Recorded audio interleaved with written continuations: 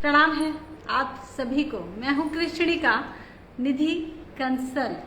आप कृष्णीष्ट मंदिर के नाम से मुझे जानते हैं क्योंकि मैं इस मंदिर से 2016 से लगातार जुड़ी हुई हूँ। अम्बाला शहर में ये स्थान है कृष्ण के इष्ट का मंदिर, जिसे हम कृष्णीष्ट का मंदिर कहते हैं।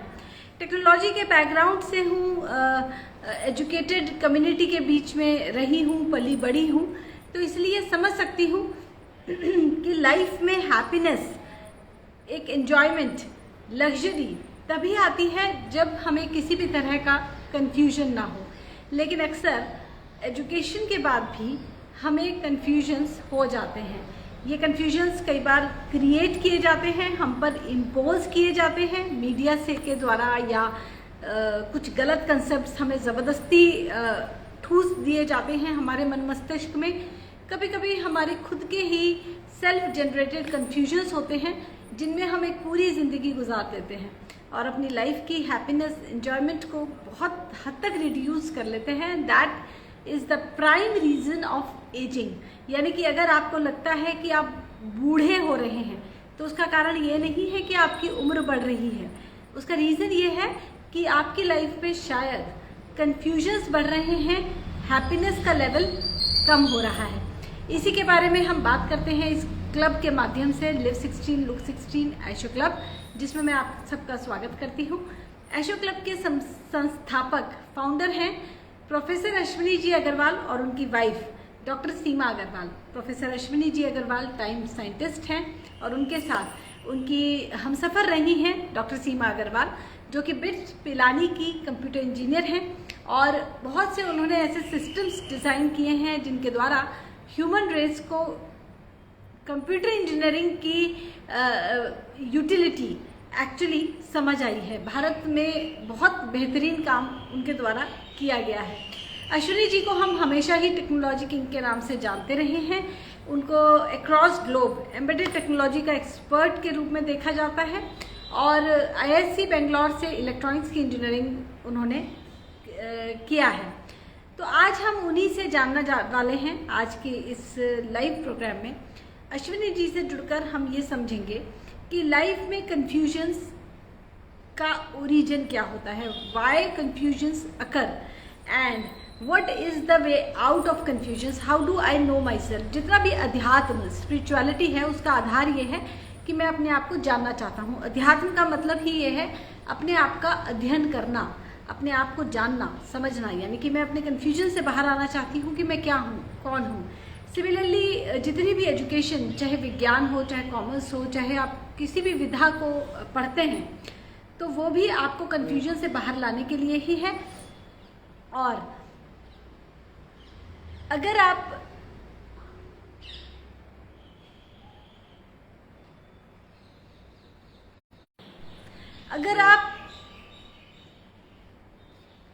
माफ़ कीजिएगा, मुझे ऐसा लग रहा है कि ये लाइव हम टेलीकास्ट तो कर रहे हैं लेकिन शायद हमारी विजिबिलिटी अश्विनी जी को नहीं दिख रही है। अगर कोई भी व्यूअर हमारे साथ जुड़े हुए हैं तो वो अश्विनी जी को ये इस वीडियो का प्लीज़ लिंक सेंड कर दें, जिससे वो हमारे साथ कनेक्ट कर पाएँ। तो हम बात कर रहे थे कन्फ्यूजन की, और कन्फ्यूजन आ गए हैं अश्विनी जी, और उनको कन्फ्यूजन से बाहर आने के लिए ही है सारी एजुकेशन, कन्फ्यूजन से बाहर आने के लिए ही है सारा स्पिरिचुअलिज्म, कन्फ्यूजन से बाहर आना ही है बेसिकली पेरेंटिंग। अश्विनी जी प्रणाम। बहुत बहुत स्वागत है आपका हमारे इस लाइव प्रोग्राम में। अश्विनी जी, कंफ्यूजन ये एक ऐसा वर्ड है जो हमारी लाइफ से टोटली हैप्पीनेस को खत्म कर देता है, और मुझे ऐसा लगता है कि एजिंग, बुढ़ापा आना, इसका भी एक बहुत बड़ा फैक्टर है हमारी लाइफ में। कंफ्यूजन का बढ़ना जो हमारे लिए स्ट्रेस का कारण बने रहते हैं। अध्यात्म हो या साइंस एंड टेक्नोलॉजी का एरिया हो, या किसी भी विधा को हम समझने का प्रयास करें, तो कंफ्यूजन से बाहर आना एब्सोल्युटली इंपॉर्टेंट है। कंफ्यूजन का ओरिजिन क्या है, why there is so much of confusion in this world, क्या लगता है आपको? यही आज हमारे व्यूअर्स आपके थ्रू जानना चाहते हैं, इस प्रोग्राम के माध्यम से जानना चाहते हैं। जी, वर्ड बड़ा इंटरेस्टिंग है और वाइड स्प्रेडेड है, हर कोई इंसान इसको जानता है। कोई ऐसा वो होगा प्राणी तो नहीं, ह्यूमन बीइंग, जो इसको नहीं समझता होगा, जानता होगा, पता होगा। कंफ्यूजन, पर क्या लोग कंफ्यूजन समझते हैं? कंफ्यूजन कहते किसको है? मुझे लगता है कि एक फिजिक्स में एक स्टेटमेंट आती है कि what is not measurable does not exist, what is not visible does not exist. अगर मैं इस स्टेटमेंट को क्या मानूं मुझे पता नहीं है, क्योंकि सारी physics, the entire physics on planet earth depends on this statement. अगर मैं इस स्टेटमेंट को मानता हूं तो क्या पोजीशन होगी, और अगर मैं इस स्टेटमेंट को नहीं मानता हूं तो क्या पोजीशन होगी, सोच कर देखो। तो कहीं ऐसा तो नहीं है कि ये शब्द ही, ये स्टेटमेंट ने ही सारा कंफ्यूजन फैला रखा है?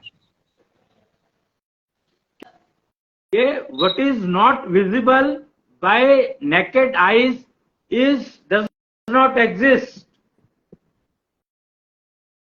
तो ये बात तो मेरे ख्याल से वैलिड है नहीं, क्योंकि टेलीस्कोप और माइक्रोस्कोप बना लिए गए हैं जिनसे हम वो भी देख पाते हैं जो नेकेड आई से नहीं दिखाई देता। तो क्या यही कंफ्यूजन का कारण है? टेलीस्कोप और माइक्रोस्कोप, क्या इन दोनों चीजों ने ही कंफ्यूजन को स्प्रेड किया है, फैलाया है? तो ये बहुत ही एक मतलब इंटरेस्टिंग सब्जेक्ट है। कंफ्यूजन पहले भी था, कंफ्यूजन हमेशा था। कंफ्यूजन है इसीलिए शायद तपस्या है, पूजा है, मैं कौन हूँ, मैं अपने आप को जानना चाहता हूँ। ध्रुव ने भी इस तरह के प्रश्न अपने पिता से पूछे। कंफ्यूजन तो हमेशा से था। टेलीस्कोप या माइक्रोस्कोप इसका कारण है, ये कहना शायद मुझे पता नहीं कितना वैलिड है। नहीं, मैं तो स्टेटमेंट की बात करूं। Physics says that what you can not measure does not exist. तो माइक्रोस्कोप और टेलीस्कोप बनाए ही इसीलिए गए कि you are able to measure. You understand what I am saying? तो just to ensure that we can measure, we have developed so much infrastructure which is of any use? I don't think so. अब मुझे एक बात बताओ, बहुत simple सी बात मैं करता हूं कि हम लोग जो है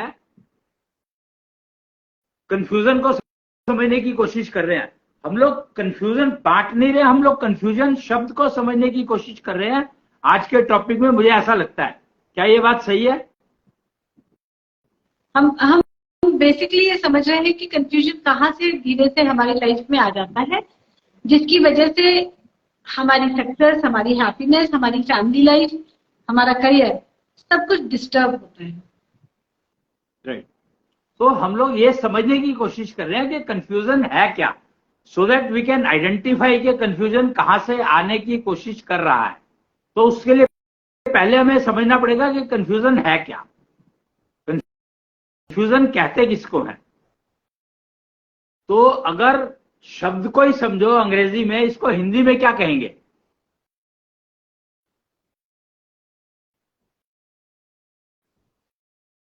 कंफ्यूजन का मतलब हुआ भ्रम।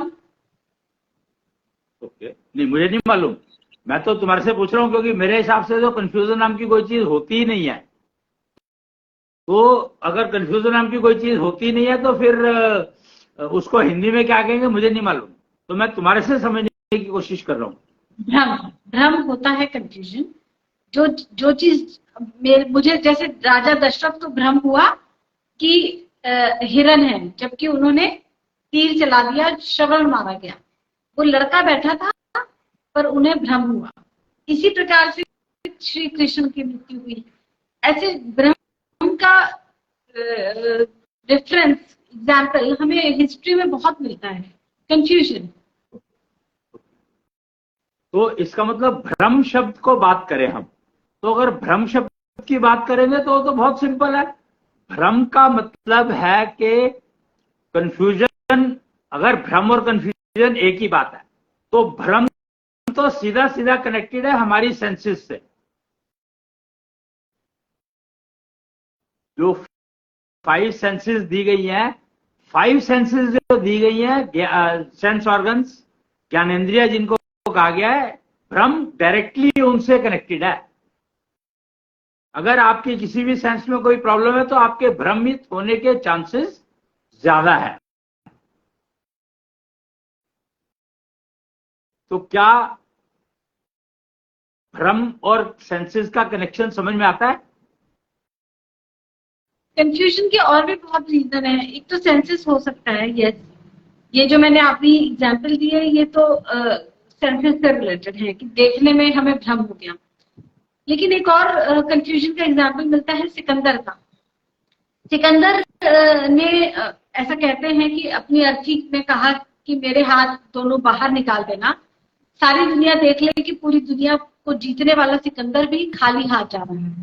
तो ये कंफ्यूजन था कि उनको ऐसा लगता रहा सारी उम्र कि मैं जीत सकता हूँ, मैं सुप्रीम बन सकता हूँ, but ultimately he had to die and he had to go empty handed. I don't know ये कंफ्यूजन का एग्जांपल है कि नहीं, कि हमें ऐसा लगता है कि हम देखो, ये डेफिनेटली भ्रम का एग्जांपल तो नहीं है, इसमें तो कोई दो राय है नहीं कि भ्रम का एग्जांपल तो नहीं है ये, क्योंकि वो जब जा रहा था तो उसके हाथ खाली नहीं थे।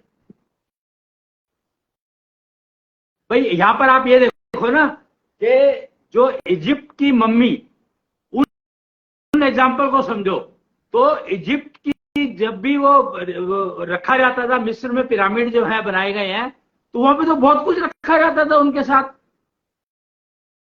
तो वो तो खाली हाथ नहीं थे। हम किसी डेड बॉडी के साथ बहुत कुछ रख दें, but that does not mean कि वो उनके साथ ही चला जाएगा, वो यही रह जाएगा।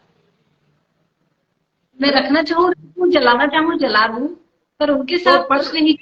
यही मैं कह रहा हूँ ना, एग्जैक्टली यही कहने की कोशिश कर रहा हूँ। तो सिकंदर ने सिर्फ वही डाउट को दूर किया था कि देखो वहां पर मिस्र के पिरामिडों में इतना कुछ रख देते हैं लोग, वो रखने का कोई फायदा नहीं है।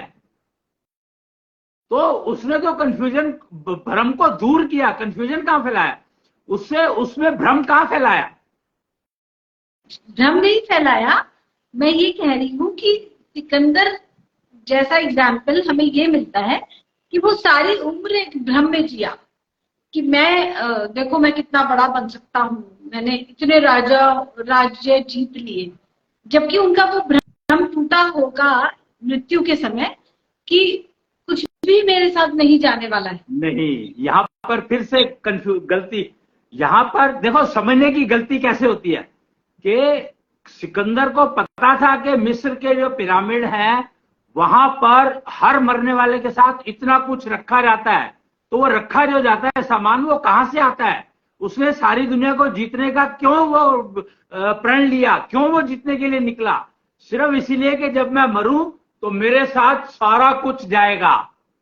यही भ्रम, यही तो उसने समझा। वहां जो पहले पिरामिड में जो मृत्यु, जो मरे हुए शवों के साथ रखा जाता था, इतना सारा सामान रखा जाता था, तो यानी वो सामान उन्होंने इकट्ठा किया तभी तो रखा गया होगा। तो वो उसको पता थी वो बात, उसमें कोई भ्रम नहीं था उसको, इसीलिए वो भी उसी रास्ते पर चल रहा था। लेकिन जब वो मरने लगा तो उसने कहा कि मैं चाहकर भी कोई चीज पकड़ नहीं सकता हूं अपने साथ, तो मेरे को तुम मेरे सामान के साथ मत दफन करना, पिरामिड मत बनाना मेरा। सिकंदर ने तो ये बात कही होगी कि मेरा पिरामिड मत बनाना। मुझे नहीं पता कि उसका पिरामिड बनाया गया कि नहीं बनाया गया, पर डेफिनेटली सिकंदर के जो शब्द है कि मैं कुछ भी अपने साथ नहीं ले जा पा रहा हूं, तो वो कंफ्यूजन था उसको कि वो अपने साथ कुछ भी नहीं ले जा पा रहा, बात ठीक हो ही नहीं सकती। वो अपने साथ वो सारे के सारे जो उसने मर्डर किए, जितने भी उसने काम किए, उन सबके फल वो अपने साथ लेकर के गया।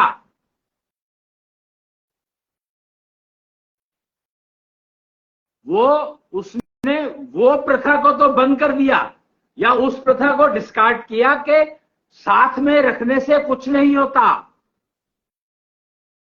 मृत्यु के बाद तुम कुछ भी साथ रख दो तो उसका कोई लाभ नहीं है। ये बात समझाई सिकंदर ने। तो यहां पर समझने वाली बात यह है कि कंफ्यूज करना आसान है या कंफ्यूज होना आसान है। हमें अब कंफ्यूजन शब्द को समझना है, तो सबसे पहले यह समझो कि कंफ्यूज करना आसान है या कंफ्यूज होना आसान है, ये समझना पड़ेगा हमें। आसान नहीं है, नेचुरल है। मतलब ये ऑटोमेटिकली हो जाता है कि हम कई बार कंफ्यूज हो जाते हैं। जैसे स्कूल, कैसे हो जाओगे? हो ही नहीं सकते कंफ्यूज। अगर तुम होने को तैयार हो तो दूसरे कर सकते हैं तुम्हें। अगर तुम कंफ्यूज होने को तैयार नहीं हो तो कोई भी इंसान तुम्हें कंफ्यूज नहीं कर सकता, चाहे कुछ भी हो जाए, कर ही नहीं सकता। और यहां पर जो रोल है वो है आपकी योग्यता का, जो आप लेकर के इस संसार में आते हो। अब संसार में आने का मतलब समझना होगा सबसे पहले कि आप संसार में बाद में आते हो, पहले गर्भ में आते हो।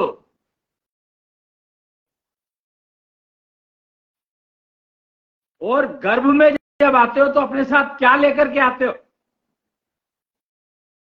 वो किसी ने सोचने की कोशिश नहीं की, समझने की कोशिश नहीं की कि आप अपनी सारी योग्यता तो गर्भ में आने के समय लेकर आते हो। हर प्रकार की योग्यता लेकर के आते हो अपने गर्भ में जब आते हो। तो अपनी बीमारी से रिलेटेड, अपनी हेल्थ से रिलेटेड, अपनी कैरियर से रिलेटेड, अपने विवाह से रिलेटेड, अपने फैमिली से रिलेटेड, अपनी मृत्यु से रिलेटेड। कहते हैं कि जब इंसान पैदा होता है तो वो अपने मरने की टिकट साथ लेकर आता है। ये बात सुनी है कि नहीं सुनी? तो खाली हाथ कहां से आ गए तुम? कोई भी खाली हाथ कैसे आ सकता है जब मरने की रिटर्न टिकट साथ लेकर आ रहा है? तो कितना बड़ा कंफ्यूजन दूर हो गया एक ही मिनट में, कि जब ये समझ में आ गया कि भैया रिटर्न टिकट साथ मिलती है, जब तुम आते हो तो साथ लेकर आते हो रिटर्न टिकट। लेकिन एक बात यहां पर समझी किसी ने, क्यों नहीं, क्या नहीं, कि डिलीवर होने के बाद रिटर्न टिकट नहीं मिलती है। रिटर्न टिकट जब गर्भ में आते हो तभी मिल जाती है, क्योंकि जरूरी नहीं है कि आप गर्भकाल पूरा करो। तो इस बात को अगर आप समझने की कोशिश शुरू कर दोगे तो आपको कंफ्यूजन होना ही नहीं है, कोई कर ही नहीं सकता कंफ्यूज आपको। कि आप ये समझो कि जब बच्चा गर्भ में आया है तो वो रिटर्न टिकट लेकर आया है। अगर इतनी सी बात समझ लो तो खाली हाथ आना जाना तो खत्म हो गया, कंफ्यूजन ही खत्म हो गया सिरे से।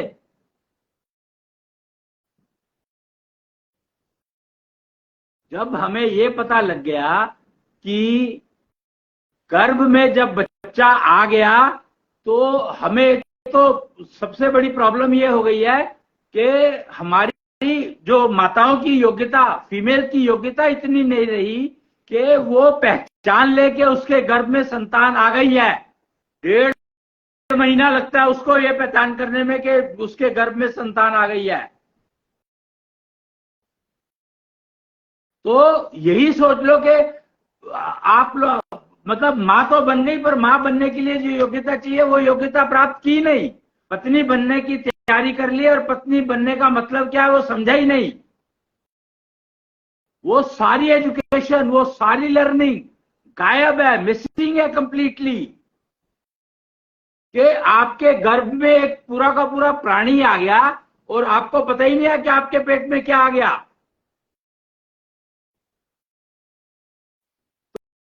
तो कम से कम इतनी योग्यता तो हर स्त्री की होनी चाहिए पत्नी बनने से पहले,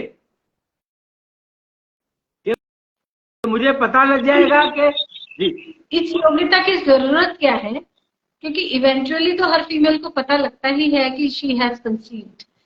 1.5 महीने बाद या 1.5 महीने पहले क्या फर्क पड़ा? करेक्ट। तो फर्क ये पड़ा कि उस 1.5 महीने में हो सकता है उससे कोई ऐसी गलती हो गई हो जिससे भ्रूण हत्या हो गई।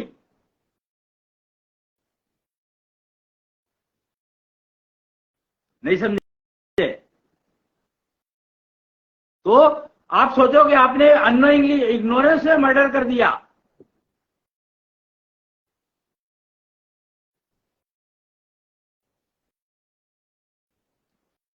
मिसकैरेज हो गया, किसी गलती की वजह से मिसकैरेज हो गया, तो आप वो रिटर्न टिकट लेकर भी नहीं आया था तो भी आपने उसको रिटर्न टिकट दे दी।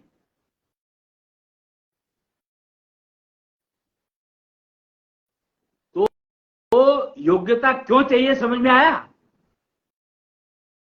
इसलिए हर फीमेल को इतनी योग्यता तो कम से कम हो के उसके साथ क्या हो रहा है उसको पता होना चाहिए। रोग आ रहे हैं, बीमारी तो नहीं आ रही मेरे को, पत्नी बनते ही मैं बीमार तो नहीं हो जाऊंगी। और ये सब हुआ है कंफ्यूजन के कारण। 100% कंफ्यूजन अपने आप हमने पाल लिया। हमने समझने की कोशिश ही नहीं करी कि हम क्या करने वाले हैं, उसका परिणाम क्या होगा। हम परिणाम से डरने लग गए और परिणाम को इग्नोर करने लग गए। बेसिकली डरना तो क्या है, परिणाम तो आएगा ही आएगा। कोई भी काम करोगे तो परिणाम तो उसका आएगा ही आएगा।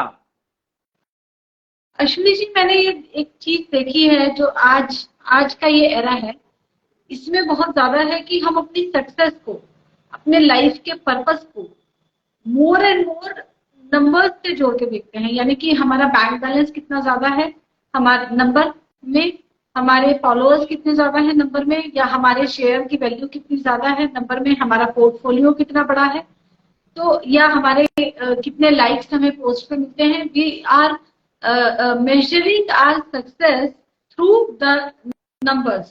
Can we call it a confusion? Right. So this is why I started with this statement of physics. Okay, physics says what is not measurable does not exist.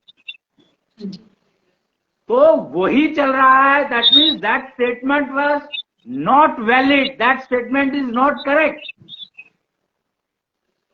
And if the entire planet, human race on planet Earth is trying to build on that statement, so you will remain ever confused. So get out of that statement कि जो major नहीं हो सकता वो exist नहीं करता. In fact, infinity does it mean that infinity does not exist? Because we are trying to measure the distance between moon and sun, between earth and moon. What for? What is the use?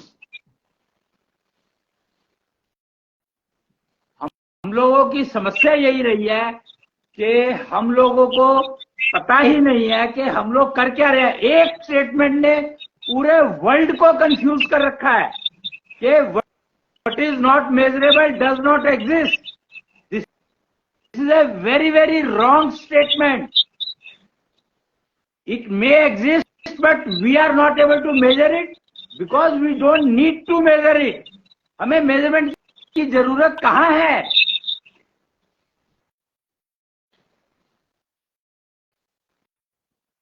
Measurement की जरूरत तो हमें है. हम fever हुआ, हमने major किया कि इतना टेम्परेचर है, तो now we need to be careful. अगर 101 क्रॉस कर गया है तो हमें केयर रख लेनी है. अगर उससे कम है तो still we can go to our work and we can still. That is the problem. That is the key problem कि जब नॉर्मल टेम्परेचर से, पहली बात तो यह कि नॉर्मल टेम्परेचर जिसको नॉर्मल कहा गया वो नॉर्मल है ही नहीं. वो एक मिथ है, क्योंकि बहुत सारे लोगों का टेम्परेचर उतना होता ही नहीं है नॉर्मल, उसमें नॉर्मल लिविंग में। मैं जानता हूं ऐसे एग्जांपल्स अवेलेबल है जिनका नॉर्मल इज 96, ऐसे लोग अवेलेबल है जिनका नॉर्मल इज 99।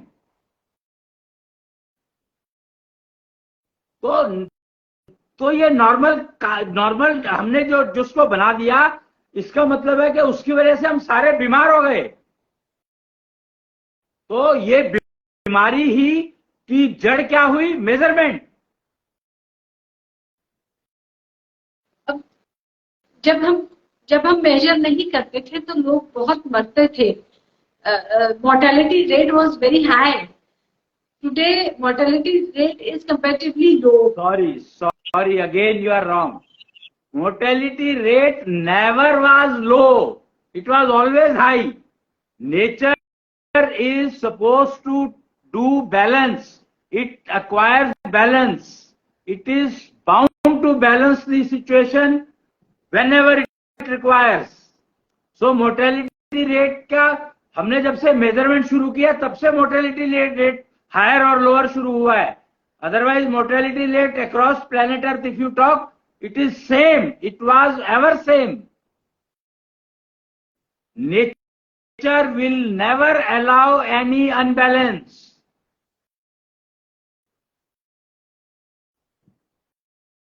तो इसलिए मेजरमेंट करने का कोई भी कारण है ही नहीं, जरूरत है ही नहीं। एक्चुअली देखा जाए तो कारण क्या है कि मेजरमेंट की वजह से, मेजरमेंट की जरूरत है या नहीं है, इस सवाल को डिस्कस करने की बजाय कुछ जहां पर मेजरमेंट की जगह की जरूरत है वहां पे मेजरमेंट करो, जहां पर जरूरत नहीं है वहां पे करने की क्या जरूरत है? Measurement is not applicable everywhere, it is not required. Ashwini ji, क्या आप कोई ऐसा एग्जाम्पल दे सकते हैं कि मेजरमेंट की वजह से कंफ्यूजन आ गया? बता तो रहा हूं, जिनका टेम्परेचर 96 डिग्री नॉर्मल टेम्परेचर है, उनको जब भी मेजर किया अगर 98 आया तो उनको दवाई दी नहीं और वो उनकी हालत बहुत खराब हो गई। वही तो कह रहा हूं मैं कि जिनका 98.4 अगर तुम नॉर्मल लेते हो तो उनको फीवर होगा तो 100 जाएगा, 100 के ऊपर जाएगा। जिनका नॉर्मली 96 है तो उनका 98 पे तो ऑलरेडी 100 क्रॉस कर चुका है। तो उनका डैमेज कितना हुआ सिर्फ ये थर्मामीटर की मेजरमेंट की वजह से। तो जैसे ही तुम्हें लगे कि टेम्परेचर है तो तुम्हें उसको टेक केयर करना जरूरी है। कितना है से कोई फर्क नहीं पड़ेगा, क्योंकि लेट करते जाओगे तो इलाज बढ़ता जाएगा, साइड इफेक्ट जोड़ते जाओगे दवाइयों के तो इलाज बढ़ता जाएगा। ये जो एक कंसेप्ट फैला हुआ है और ये अभी बहुत ज्यादा बढ़ रहा है कि हम अपनी सक्सेस को, टोटल अपनी लाइफ को नंबर्स से मेजर करने की कोशिश करते हैं। Number of my bank balance और माय फॉलोअर्स और माय लाइक। बताया ना, I told you know, see I started with the statement of physics. जब तक वो स्टेटमेंट को तुम बेस फाउंडेशन लेकर के चलते रहोगे तब तक ये रहने ही वाला है। और एक बात ये समझ लो, एलिजिबिलिटी इज द की।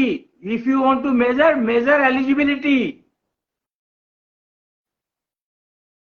That will help you. Measure efficiency, that will help you. Measurement is the key. अभी एक तरफ आप कह रहे हैं कि फिजिक्स का ये स्टेटमेंट अपने आप में कंफ्यूज करने वाला है कि मेजरमेंट नहीं कर सकते तो वो चीज एग्जिस्ट नहीं कर सकती। दूसरी तरफ आप कह रहे हैं कि उन चीजों को मेजरमेंट करना चाहिए जिनको एक्चुअली हम मेजर कर ही नहीं सकते हैं, which are abstract in nature, like efficiency, eligibility. That's what I'm saying. That is the problem. That if we cannot measure something, does that mean that does not exist? You talk of efficiency every day, every moment. You talk of eligibility every moment. And entire phases of life, career you are talking, education you are talking, admission you are talking, marriage you are talking, everywhere you are talking eligibility. But due to physics, you do not know what eligibility is applicable where. The problem is there that you are trying to use that physics in a wrong directions.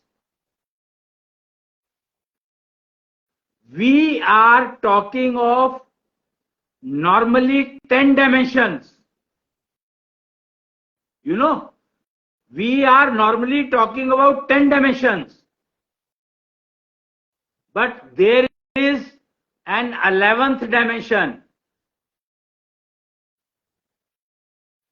which I am talking now. I have started talking about it now, from today onwards. 10 dimensions की हम बात करते हैं, 10 directions होती हैं, 10 दिशाओं की बात होती है. मैं डायरेक्शन की बात नहीं कर रहा हूं, डायमेंशंस की बात कर रहा हूं.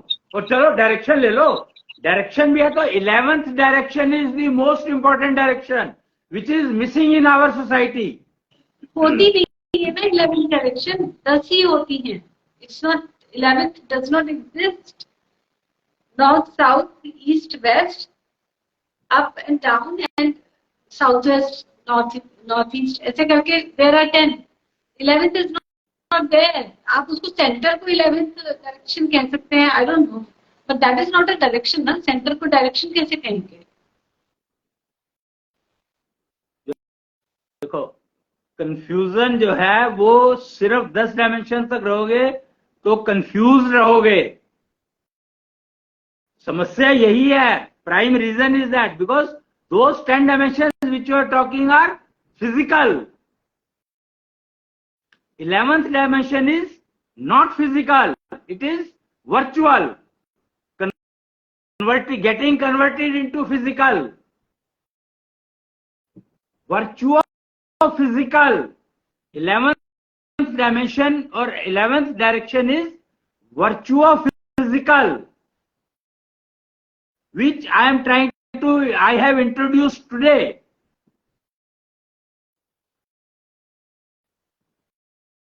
From today onwards, we will be talking about 11th dimension and 11th direction.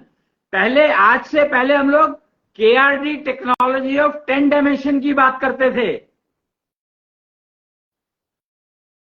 KRD technology of 10 dimension का मतलब है K से करने वाला, R से रखने वाला, D से देने वाला. 10 डायमेंशंस. और अब हम बात कर रहे हैं, आज से जो नया टॉपिक मैंने जोड़ा, 11th डायमेंशन. तो from today onwards I will be talking about 11th dimension in living in real life, and that is the dimension direction which is responsible to kill confusion.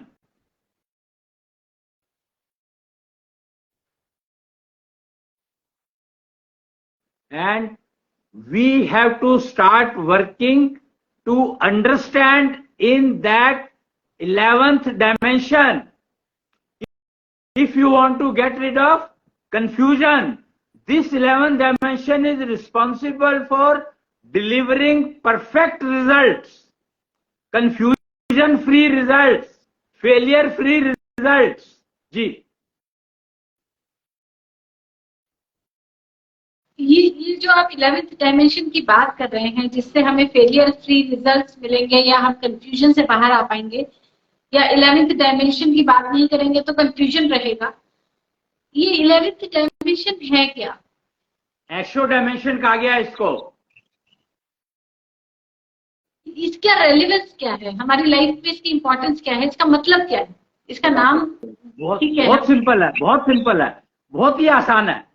ये डायमेंशन वो dimension है जो आपको आपकी return ticket के बारे में बताती है.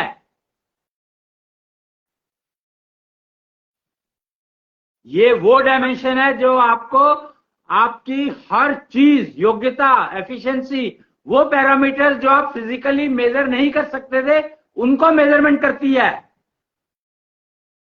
शंख टेक्नोलॉजी इसका मेजरमेंट सिस्टम है पूरा का पूरा। शंख जो है वो आपके फिजिकल पैरामीटर को एनर्जी में कन्वर्ट करता है। तो study of energy, 11th dimension is study of energy.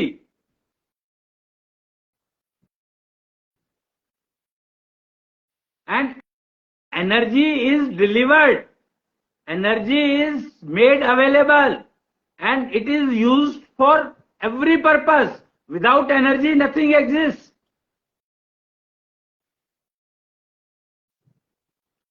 अगर इसको समझना है तो ये समझो कि जब कुछ किसी की भी डेथ होती है, कोई मर जाता है मान लो, और उसको किसी ने संस्कार नहीं किया, तो क्या होता है थोड़े टाइम के बाद?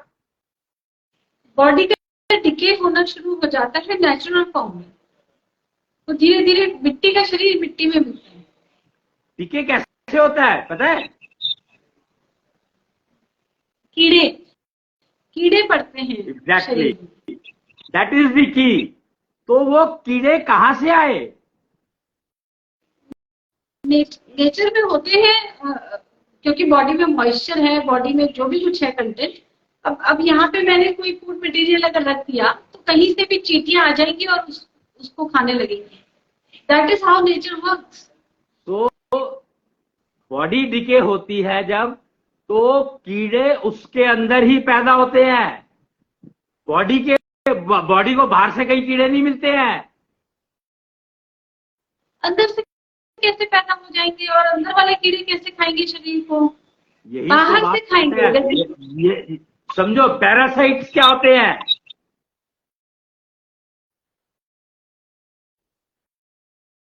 They get developed in your self. The dead body में पैरासाइट अपने आप डेवलप होते हैं। लॉ ऑफ नेचर है ये। तो वही मैं कह रहा हूं, 11th डायमेंशन की बात ही इसीलिए शुरू की गई है, Asho dimension. Asho dimension is 11th dimension which is trying to teach you how to kill confusion and how to understand self. That is the only dimension which will make you understand what you are. That is the only dimension which will enable you to understand that today you are pregnant. Immediately, the moment you are pregnant, you know you are pregnant. That is the 11th dimension. It is not visible, but it is trying to become visible. It was virtual, trying to become visible. Energy getting converted into material. See, the key is that energy and it transforms into material, and material transforms into energy. And the material is measurable. Energy is not measurable. That is why physics ने सारा का सारा confusion कर दिया कि जो major नहीं हो सकता वो एग्जिस्ट नहीं करता है। तो energy does not exist. As per physics, energy does not exist because it is not measurable. Actually as per physics हम गैसेस को ही एनर्जी बोलते हैं। Like we can measure gas को, जैसे ऑक्सीजन गैस है, हाइड्रोजन गैस है, हम इसी को एनर्जी कहते हैं। सोलर एनर्जी हो गई, और इसको हम मेजर कर पाते हैं। लेकिन प्रॉब्लम यह है ना कि एनर्जी नहीं हम मेजर कर रहे, हम तो या तो करंट मेजर कर रहे हैं, उसका कोई ना कोई कंपोनेंट मेजर कर रहे हैं, या तो करंट मेजर कर रहे हैं, या वोल्टेज मेजर कर रहे हैं, या उसका कुछ तो मेजर कर, मतलब हम लोग क्या मेजर कर रहे हैं हमें ये भी नहीं पता असल में, और क्या मेजर करना चाहिए ये भी नहीं पता।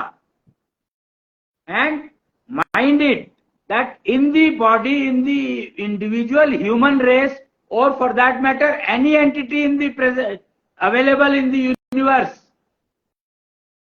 each entity has natural energy which is not measurable. Measurement के चक्कर में हम लोगों ने क्या किया कि बच्चा जब एक साइज से बड़ा नहीं हो जाता तो हमें पता ही नहीं कि हमारे पेट के अंदर बच्चा आ गया। हम लोगों ने स्पर्म्स काउंट करने शुरू कर दिए, लाखों करोड़ों स्पर्म होते हैं और एक बच्चा होता है। मतलब आई एम सरप्राइज कि हम किस डायरेक्शन में चल रहे हैं। हमें पता ही नहीं है कि हम चल किधर रहे हैं, क्या कर रहे हैं, क्या नहीं कर रहे हैं, just because we want to measure, we want to count.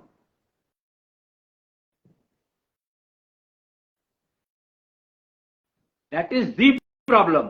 So Asho dimension is the key to understand what is confusion and how to remove confusion from your life. Ashwini ji, component होता है एलिजिबिलिटी. आप eligibility reader के नाम से भी जाने जाते हैं, क्योंकि हर पर्सन के लिए उसकी एलिजिबिलिटी इज वेरी इंपॉर्टेंट. और अगर आप ये कह रहे हैं कि कंफ्यूजन, एशो डायमेंशन को समझकर ही हम कंफ्यूजन से बाहर आएंगे, पर्सनली मुझे ऐसा लगता है कि एलिजिबिलिटी बढ़ाकर हम अपने कंफ्यूजन से बाहर आते हैं. लाइक अगर किसी की एलिजिबिलिटी बहुत पुअर है तो उस पर्सन को कंफ्यूजन रहता है कुछ ना कुछ, और एलिजिबिलिटी अच्छी है तो people come out of confusion. इसीलिए हम गुरुओं के पास जाते हैं कि इनकी एलिजिबिलिटी अच्छी है तो ये हमें कुछ गाइड करता है. समस्या यही है कि एलिजिबिलिटी अच्छी होने का मतलब क्या है. मुझे ये बता दो कि एलिजिबिलिटी अच्छी होने का मतलब क्या है. हमारी सेंसेस सिंक्रोनाइजेशन में है, मन और बुद्धि का टीम ठीक से काम कर रहा है, स्ट्रेंथ अच्छी है मन और बुद्धि के कनेक्शन की.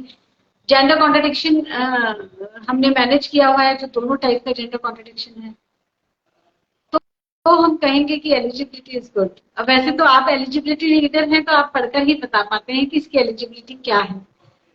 मैं सिर्फ एलिजिबिलिटी क्या है बताता हूं, कितनी है, अच्छी है, खराब है, ये नहीं बताता मैं. बट एलिजिबिलिटी हमें बढ़ानी पड़ती है तो हम कंफ्यूजन के बाहर आते हैं, या एशो डायमेंशन को समझना होता है तब हम कंफ्यूजन के बाहर आते हैं. देखो, कंफ्यूजन से बाहर आना है तो एशो डायमेंशन के बिना नहीं आ सकते. और उसके लिए कौन सी एलिजिबिलिटी का कौन सा, एलिजिबिलिटी तो 50 तरह की होती है भाई. हर फैक्टर के लिए एलिजिबिलिटी है. तुम्हें अगर एडमिशन, बच्चे को 2 साल के बच्चे को एडमिशन कराना है, अलग एलिजिबिलिटी लेवल है. 5वीं क्लास में एडमिशन कराना है, अलग एलिजिबिलिटी लेवल है. 8वीं क्लास में कराना है, अलग एलिजिबिलिटी लेवल है. IIT में कराना है, अलग एलिजिबिलिटी है. ISC में कराना है, अलग एलिजिबिलिटी है. तो एलिजिबिलिटी तो वेरिएबल है. तो वो तो तुम डिसाइड करोगे तुम्हें किस में जाना है. तो एलिजिबिलिटी, और एलिजिबिलिटी तुमने उस लेवल की, मान लो IIT के लेवल की एलिजिबिलिटी ले आए, IIT में एडमिशन हो गया तुम्हारा, पर कंफ्यूजन तो फिर भी रह सकता है. उसका कंफ्यूजन से क्या connection. Eligibility is with respect to something, confusion is everywhere. So confusion से हटने के लिए तो एशो डायमेंशन के अलावा और कोई चॉइस है नहीं. अब ये एशो डायमेंशन है क्या, आई मीन कैसे हम समझेंगे कि एशो डायमेंशन क्या चीज. मैं बताता हूं, बहुत सिंपल है, बहुत सिंपल है. एक शब्द है, एक स्टेटमेंट है, यथा पिंडे तथा ब्रह्मंडे. इस स्टेटमेंट के ऊपर, इस स्टेटमेंट को समझना शुरू करो. एशो डायमेंशन अगर एशो डायमेंशन के रास्ते पर चल रहे हो, एशो डायरेक्शन में चल दिए, तो तुम्हें यह स्टेटमेंट समझ में आने लगेगा.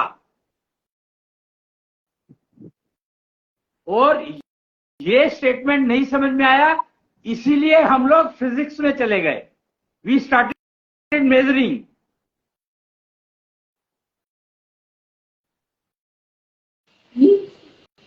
एशो डायमेंशन का मतलब है यथा पिंडे तथा ब्रह्मंडे को समझना.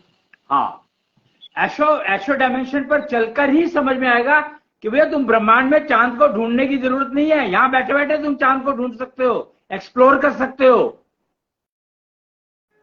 सूर्य को जाने की जरूरत नहीं है, सूर्य को यहां बैठे बैठे एक्सप्लोर कर सकते हो तुम, अगर तुम एशो. क्योंकि यथा पिंडे तथा ब्रह्मंडे का मतलब यह है कि जो ब्रह्मांड में है वो मेरे अंदर भी है.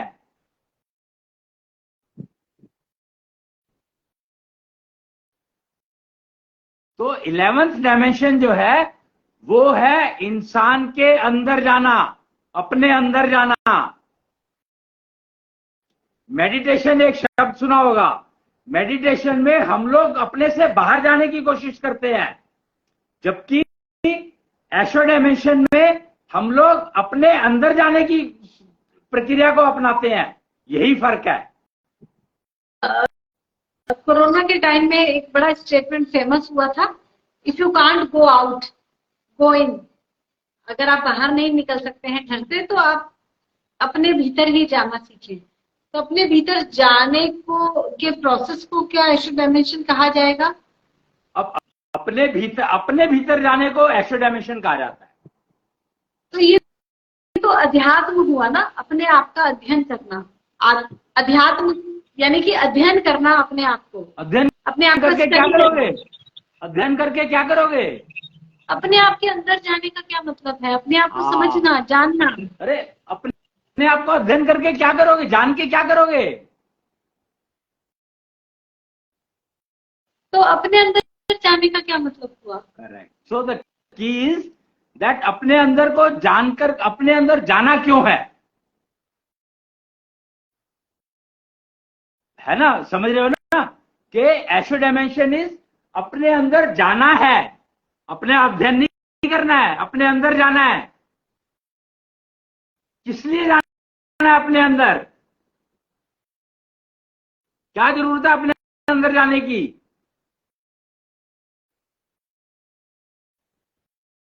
बहुत सिंपल, कि मेरे को घुटने में दर्द हो रहा है, मैं अपने अंदर गया, अपना घुटना ठीक किया, बाहर आ गया वापस। ऐसे नहीं हो सकता, ऐसे नहीं होता। ये कहने में आसान है, कह तो हम कुछ भी गए। मैं गई और चंद्रमा से वापस आ गई घूम के। कहने को तो मैं कह सकती हूँ, I can get the photographs of moon without any Chandrayaan.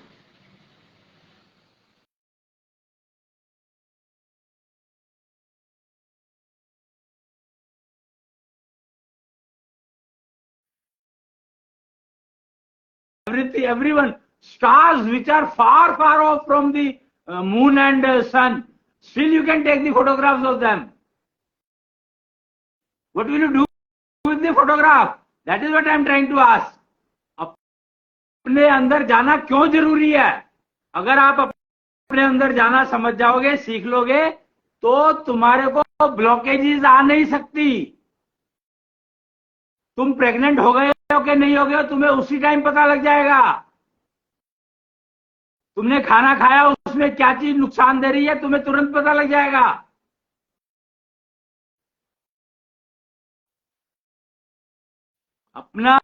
अपने अंदर जाकर के तो तुम अपने आप को अनलिमिटेड एज कर सकते हो। अपने जो बॉडी पार्ट्स हैं उनकी एज को अनलिमिटेड कर सकते हो। हाइजीन मेंटेन करना बहुत आसान हो जाएगा तुम्हें, अगर तुम अपने अंदर जा सकते हो तो।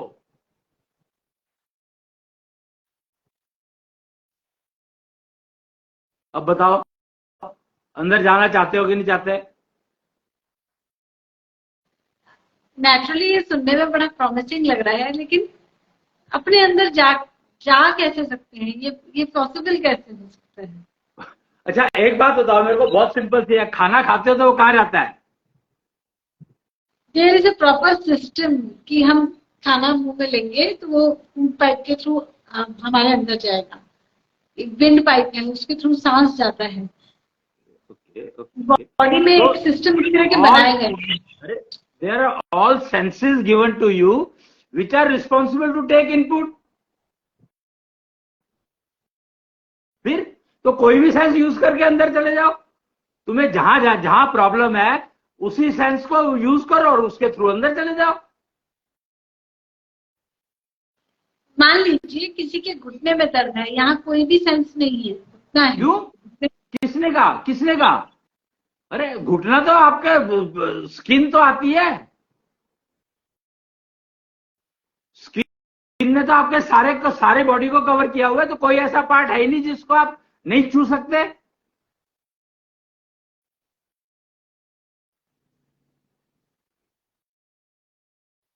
मैं अभी भी नहीं समझ पा रही हूँ कि आंखों को यूज करके या नाक को यूज करके हम अपने अंदर कैसे जा सकते हैं। अरे नाक को यूज करके स्मेल जाती है कि नहीं जाती आपके अंदर?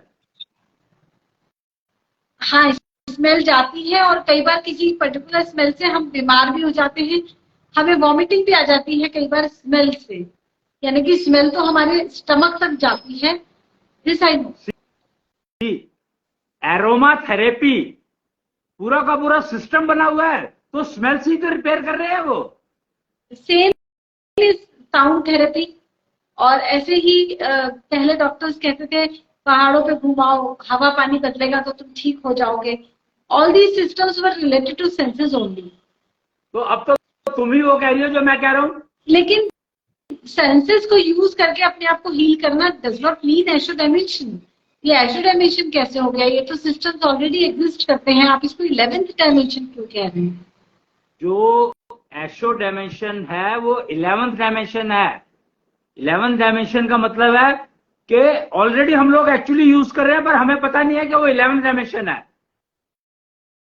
और इस 11th डायमेंशन का जब समझ में आने लगेगा तो तुम्हें पता लगेगा कि तुम जिस दिन गर्भवती हुई हो उसी दिन तुम्हें पता लग गया कि तुम प्रेग्नेंट हो गई हो। जिस दिन तुम्हें बीमारी आने वाली है तुम्हें तुरंत पता लग, जैसे ही तुमने कुछ खाया तुम्हें तुरंत पता लग जाएगा कि तुम्हें प्रॉब्लम आने वाली है।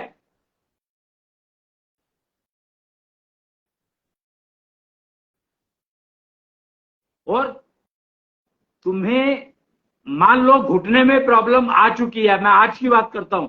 मान लो मेरे घुटने में कुछ कष्ट है, तो मैं उसको ठीक करने के लिए अपने अंदर जाऊंगा और उस घुटने को ठीक करूंगा और वापस आ जाऊंगा। अब यहां पर सिर्फ फर्क यह है कि अपने अंदर जाने का तुम मतलब नहीं समझ पा रही हो अभी मेरे ख्याल से। अपने अंदर जाने का मतलब है कि तुम फिजिकल की बात नहीं कर रहे हैं, हम लोग वर्चुअल की बात कर रहे हैं। वर्चुअल फिजिकल की बात कर रहे हैं हम लोग। यानी वर्चुअल फिजिकल का मतलब है अपने विचारों को यूज करके ठीक। एक ना आपने एफर्मेशन सिस्टम सुना होगा, तो वो कैसे काम करता है? सेल्फ अफर्मेशन होता है। इसमें हम बार बार कहते हैं मैं ठीक हो जाऊंगी, मैं ठीक हो रही हूँ, तो हमारी वो जो बॉडी प्रॉब्लम है वो ठीक होने लगती है। ऐसा एक नेचुरोपैथी का कंसेप्ट है। करेक्ट। तो इसकी पर इसमें प्रॉब्लम क्यों है? ठीक क्यों नहीं होते? क्यों यूज नहीं हो रहा है ये सिस्टम पूरा का पूरा वाइडली? हमारा शायद इतना फेथ नहीं डेवलप हो पाता, हमारी जीवनी शक्ति कमजोर होती है, नहीं, हम नहीं, इतना कॉन्फिडेंस नहीं रख पाते, या दिल नहीं होती।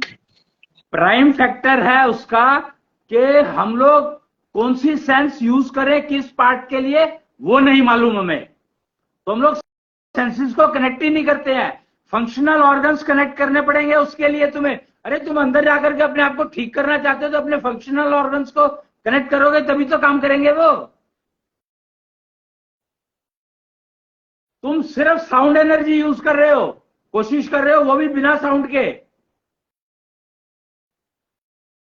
फर्क समझो कि जब तक आप अपनी फंक्शनल ऑर्गन्स को यूज नहीं करोगे तब तक वो ठीक नहीं होगा।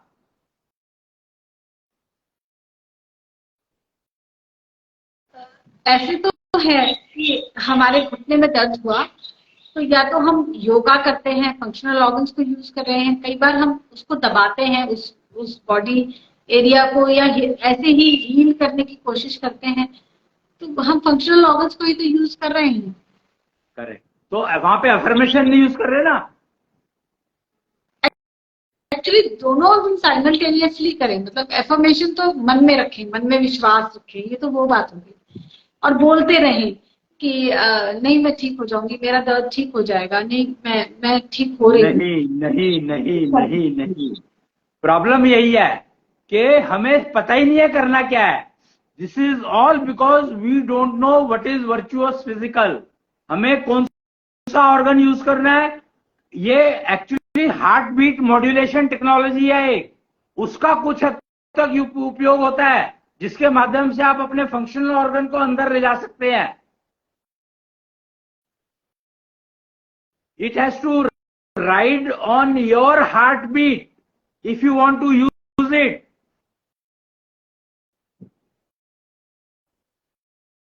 You have to, normally क्या होता है, सर्जरी करते हो तो वो आजकल वो चला हुआ है ना कि वो ब्लेड अंदर डाल देते हैं या कैंची अंदर डाल देते हैं, जो डिपॉजिट्स है उनको काट देती है, छील देती है, कुछ तो करते हैं एंजाइना के रिपेयर के लिए। तो इसका मतलब कोई आपने फंक्शनल ऑर्गन अंदर डाला ना, सीजर डाली या ब्लेड डाला या स्क्रैचर डाला या स्क्रैपर डाला, मतलब some functional organ you have inserted, and that was a physical, because our problem is that we are only connected with physical, we do not know energy, we only know the force, we do not know energy.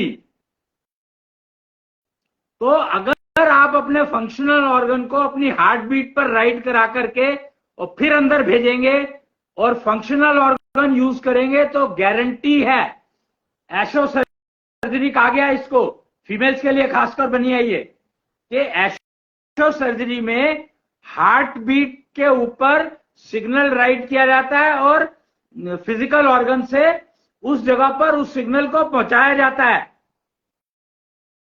तो फिर वो काम करता है और उसका result आते हैं। ये हम खुद करते हैं या किसी एक्सपर्ट से हमें कराना होता है, जिसको आप सर्जरी बोल रहे हैं, एशो सर्जरी? सर्जरी तो एक्सपर्ट से ही करा सकते हो, तुम अपने आप कैसे कर लोगे surgery? I am talking about जो नॉर्मल फिजिक्स प्रॉब्लम्स की बात कर रहा हूं मैं। सर्जरी के लेवल तक जाओ क्यों? तुम क्या ऐसा होता है क्या कि तुम पहले सर्जन के पास जाते हो बाद में फिजिशियन के पास? फिर तो सर्जन के पास जाने की जरूरत ही ना पड़े तो पहले ही अपने आप को ठीक करना सीख लो ना, पहले 11th डायमेंशन को समझ लो और उसका उपयोग करना शुरू कर दो, तो तुम्हें सर्जन के पास जाने की जरूरत ही नहीं पड़ेगी।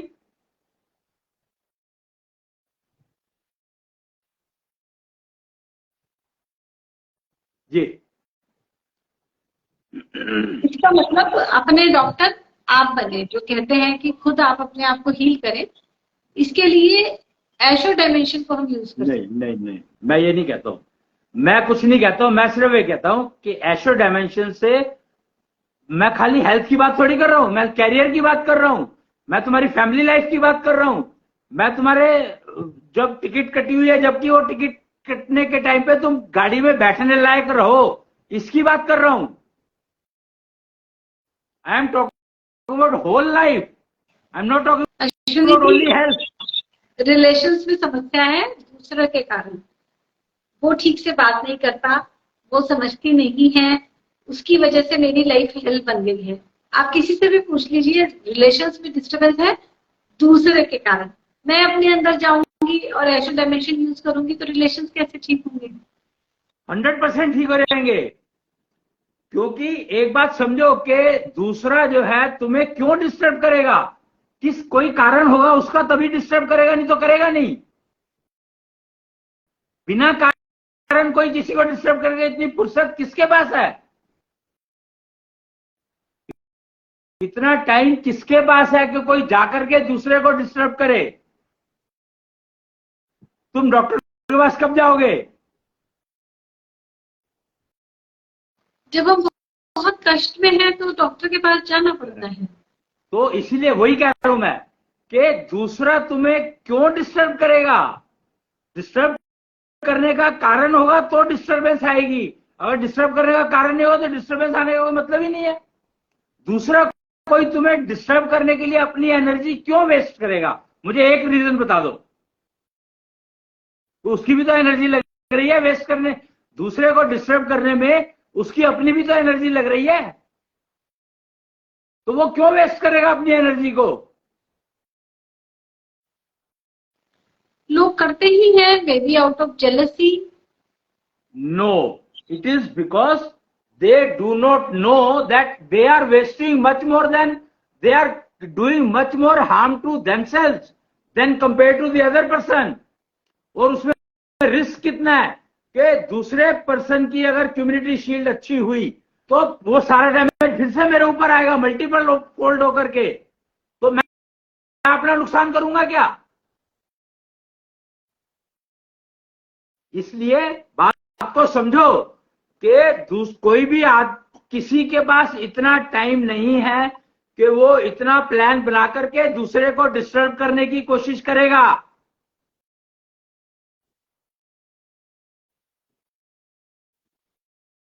जी। तो यानी कि जो हमारे रिलेशंस में डिस्टरबेंस है, या हमारे करियर में, या हेल्थ में, या इवन डेथ के टाइम भी हम कंप्लीटली हेल्दी स्टेट में रहना चाहते हैं, तो ये सब कुछ हम एशो डायमेंशन से अचीव कर सकते हैं, ठीक कर सकते हैं। एशो डायमेंशन से समझ सकते हो कि मुझे क्या करना चाहिए, फिर वो करोगे तो अचीव कर सकते हो। Definitely yes. तो अश्विनी जी, अभी तो 1 घंटा हमें बातचीत करते हुए हो चुका है, क्योंकि एशो डायमेंशन से मैं समझ नहीं पा रही हूँ कि हम अपने डेथ को, यानी कि टिकट कटने वाले टाइम को कैसे ठीक कर सकते हैं, या करियर में एशो डायमेंशन कैसे हेल्पफुल होगा, या रिलेशंस में there is so much of cause in relation इस समय, वो कैसे ठीक होगा। It is because of only one statement that what we cannot measure does not exist के माहौल से बाहर निकलना ही पड़ेगा। Nothing is needed to be measured, no point measurement। तुम सिर्फ और सिर्फ एनर्जी को समझने की कोशिश करो, उसका यूज करने की कोशिश करो, तो आपको कोई नुकसान पहुंचा नहीं सकता। जी। तो हमें एशो डायमेंशन को यूज करना सीखना है। इसके बारे में आपसे आगे भी बात करेंगे। आज 23 अगस्त बहुत ही स्पेशल दिन है आज भारत के लिए, पूरी दुनिया के लिए। हम चंद्रयान को लैंड करने जा रहे हैं बहुत जल्दी, और आप हालांकि ये कह रहे हैं कि एशो डायमेंशन के थ्रू यथा पिंडे तथा ब्रह्मंडे, तो हम समझ सकते हैं और हमें कहीं जाने की जरूरत नहीं है। जो भी हम एक्सप्लोर करना चाहें वो अपने अंदर जाकर कर सकते हैं। इसके विषय में हम डिटेल में आपसे इस प्रोग्राम के थ्रू जरूर बात। स्टेटमेंट और मैं यहाँ पर कहना चाहूंगा कि Asho dimension is the only dimension which gives you sustainable sources of living, sustainable sources of resources of living are made available only in 11th dimension। ये 11th डायमेंशन सबके लिए अपनी अपनी है। मैं अगर इनवर्ड जाना चाहूँ, 11th dimension is energy।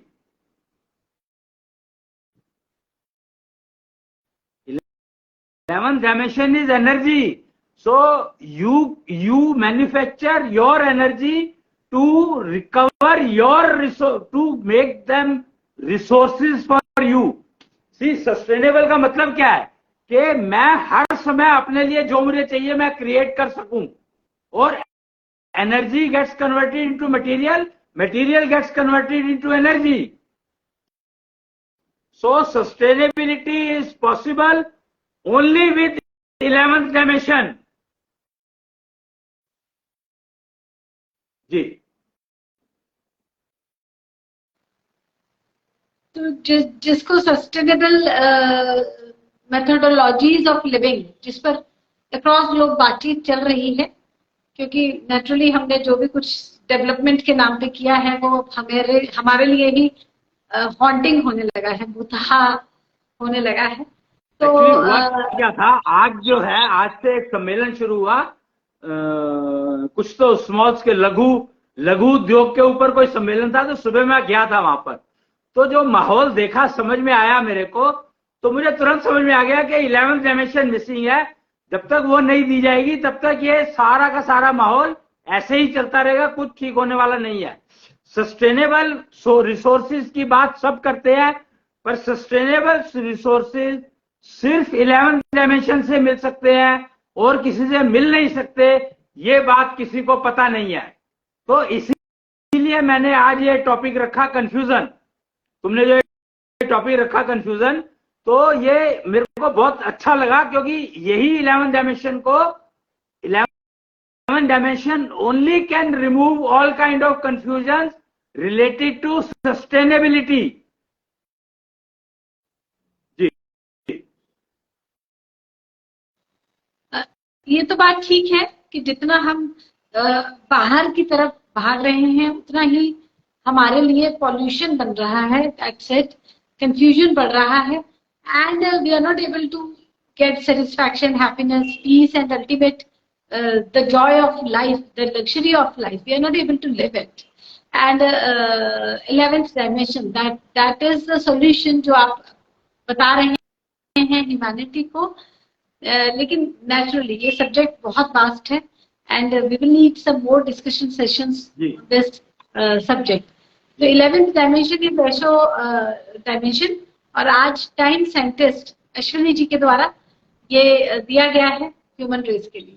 तो अश्विनी जी, मैं आपका आज के लिए क्या, अगर आप आज्ञा दें तो हम यहीं पर एंड करें, क्योंकि समय काफी हो चला है। आज के लिए इतना ही। बहुत बहुत धन्यवाद आपका। प्रणाम। प्रणाम। जय कृष्णेन्द्र।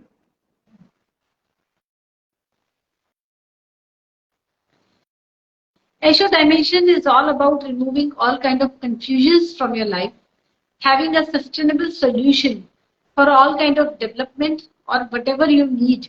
Aham ब्रह्मास्मि यथा पिंडे तथा ब्रह्मांडे, इन सभी कंसेप्ट्स जो कि भारतीय संस्कृति का आधार रहे ही हैं हमेशा से, लेकिन हम इनको यूज करके हम अपने लिए एक कंप्लीटली हेल्दी लाइफ, मैं जब कंप्लीटली हेल्दी लाइफ की बात कर रही हूँ तो आई am talking about healthy relations, I am talking about healthy career, healthy life and healthy death.